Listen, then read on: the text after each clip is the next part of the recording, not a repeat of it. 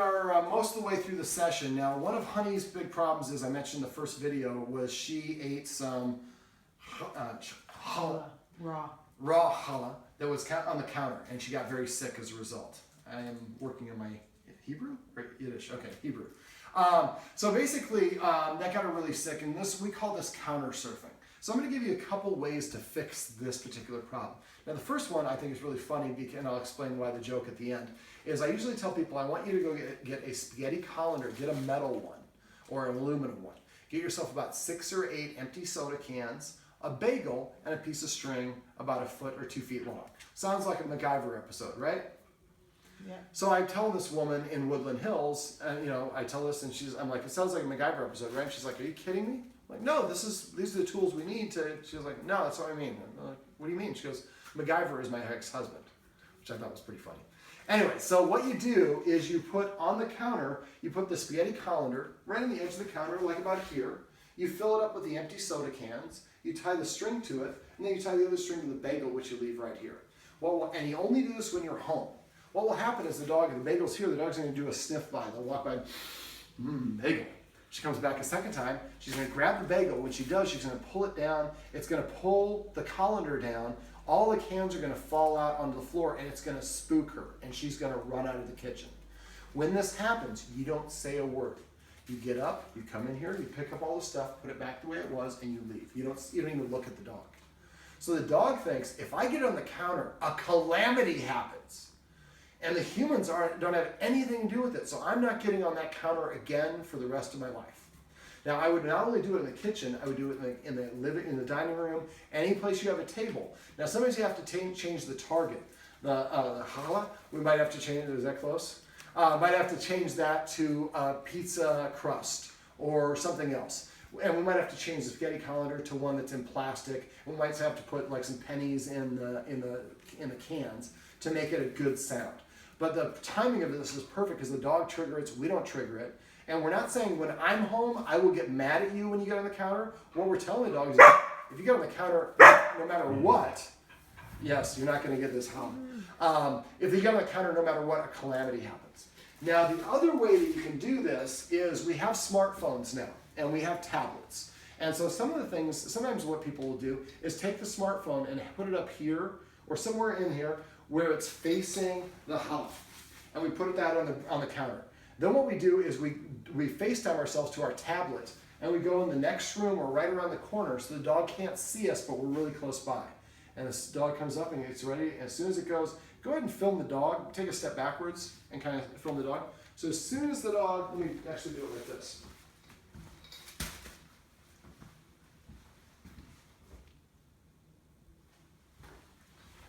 Of course, now you're not going to do it.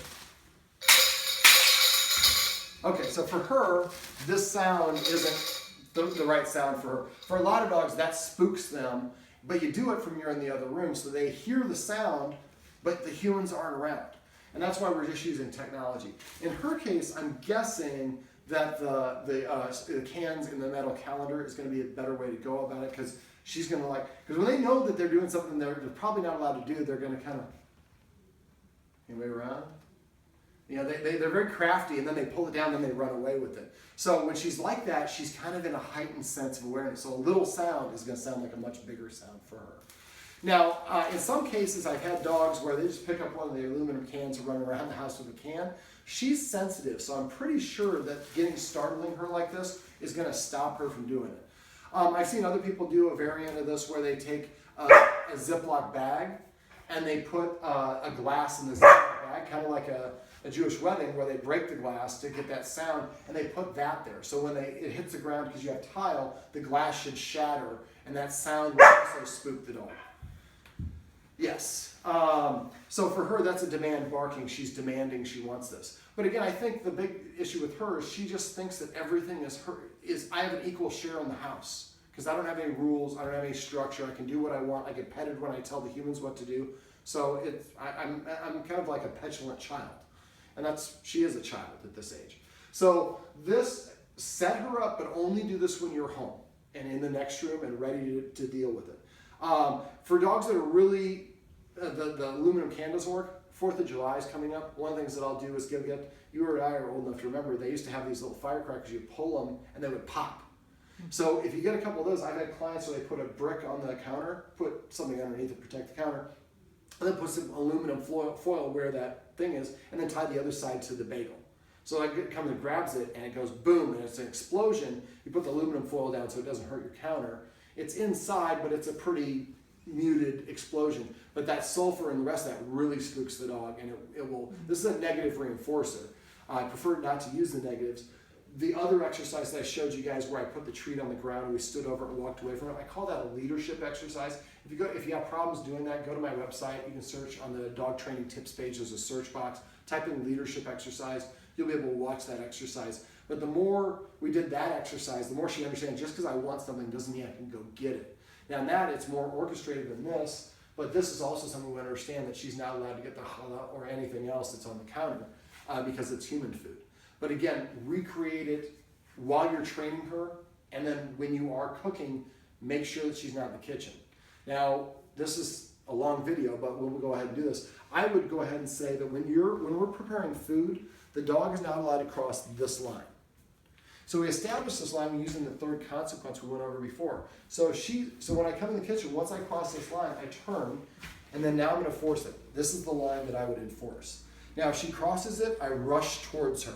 And as soon as she crosses the line, I stop like we're playing tag, and that's everything outside of that is base. She can go anywhere she wants, she just can't cross the line. Now, if she comes to the line and lays down across the line, that's, again, respecting the spirit of the law, I would allow it. But if she starts crawling, then it's zero tolerance. So she can come in the kitchen, except for when you're cooking. When you're cooking, you probably don't want her in the kitchen. She's probably all in the kitchen because she smells good stuff, and I want some of that stuff now. So just as increasing the distance between her and the kitchen will help her start to understand that when that is going on, my rules, I need to leave the kitchen during this particular capacity. And then the more she does that, the more she gets a habit of doing that. And then it kind of is a associative trait that the dog understands that I'm not allowed to have stuff off the counters. But again, if I get it and I eat it, then it's self-rewarding behavior. The problem is like when we're cooking and let's say I keep her out here and I'll go back, she'll come again. Well, that's why what we talked about earlier is practicing it. When we're really cooking, you're worried about preparing your food properly.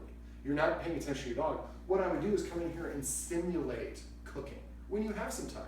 So now when I come over here, if I enforce the boundary and then I go back over here, where's my authority point? Over there. So as soon as I enforce it, I take a step back and I wait a pause, a quarter of a second. Dog stays place, I take a step back again. Now let's say at this step, the dog starts to come forward. Now see how she started to come up? Now, again, I was moving very briskly. We want the dog to be like, what the, we want that skedaddle to get out of the way. If I come forward like, this time she didn't get up. So you have to have suddenness, almost explosiveness in your movements. And again, practice this. So maybe this sound is what triggers her coming in. All these things are triggers.